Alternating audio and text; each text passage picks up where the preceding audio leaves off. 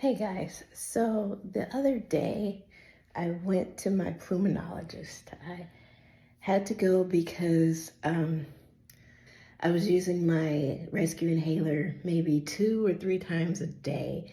And if you know anything about asthma, that's not well maintained asthma. So I had to go and see the pulmonologist for the first time in about 20 years. It's been a while. So let's sit down.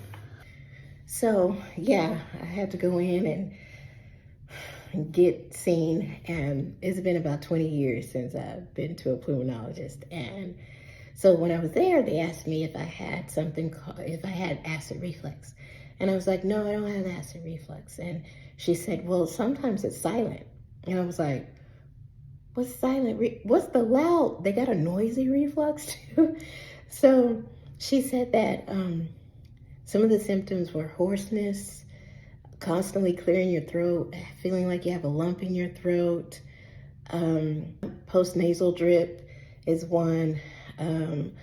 Then always have like a burning sensation in your throat, which is what I thought it was, but no, I don't have those.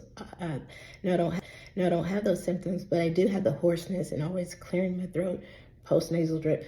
So she said, I'm going to give you Prilosec and the prescription version, and we'll see how that works. And it takes about 4 weeks for me to really feel a difference. And so I didn't realize that was a trigger for asthma, is acid reflux. And then she said stress.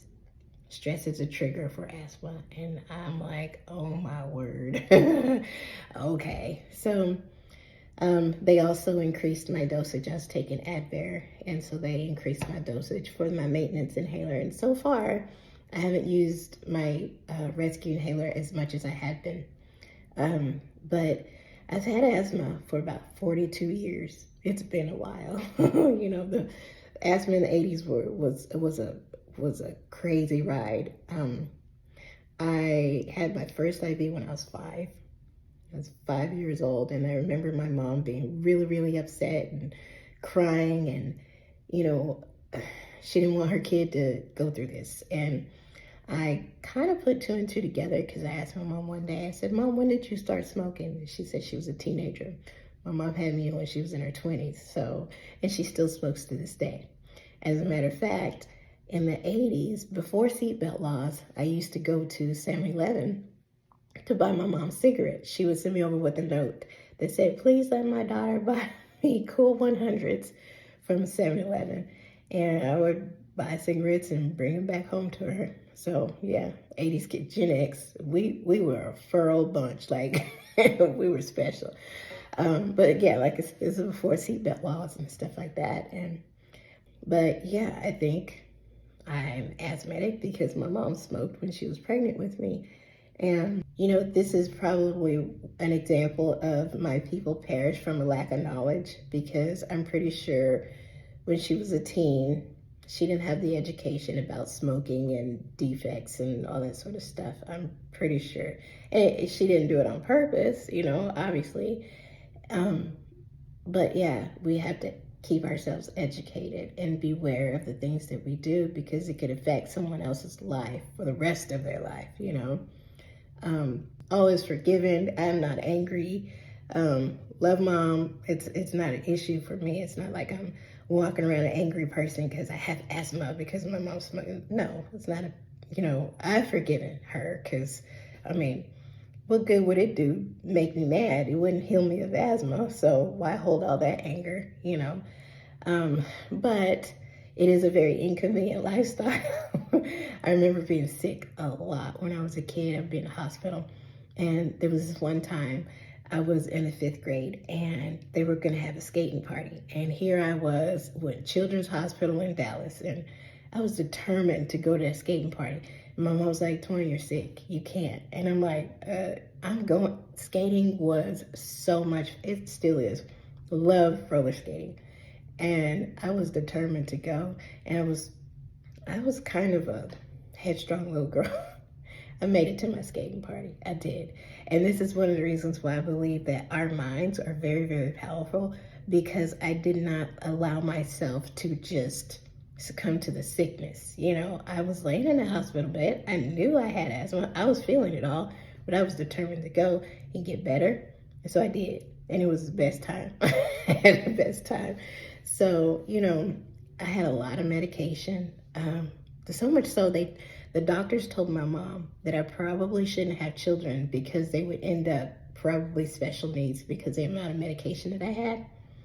I had 5 children. None of them have special needs. They were all born healthy, big, healthy babies.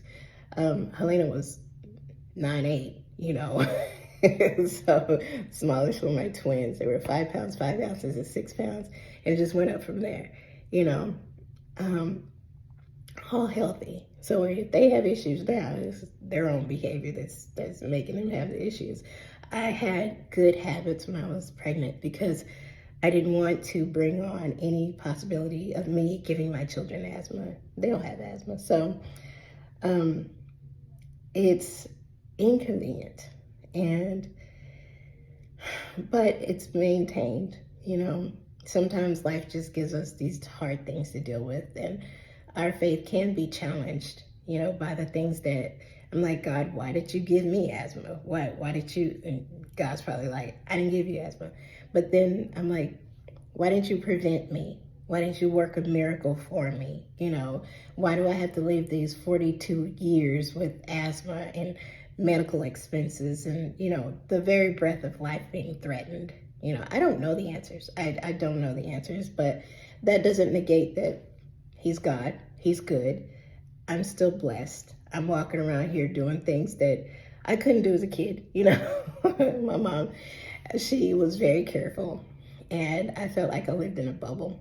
And I was kind of a rebellious kid in a way, not rebellious against her rules, but you couldn't tell me I couldn't do something. I wanted to do the most, but I couldn't. Mom wouldn't allow me.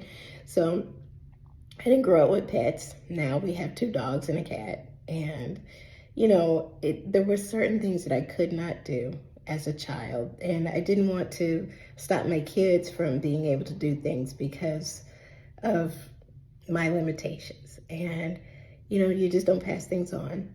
And they are healthy kids doing what they can. But yeah, it's inconvenient to live with asthma. And I wonder, say, this is a question, if you could prevent a birth defect by your habits, say your bad habits cause your child to have a birth defect, is that a sin? Where it could have been prevented, is that a sin? As mothers giving life, we have to be careful that we don't pass on things that can harm our children. Nobody wants to do that. No, and sometimes it's unknowingly done, like in my mom's case. I'm pretty sure she wasn't sitting there going, oh, my kid's gonna have asthma, Nobody does that. So, all is forgiven. Like I said, it's not going to heal me of asthma because she's been forgiven. I actually didn't realize this until later in life anyway. But yeah, sometimes we make some big old mistakes, but all is well. All is well.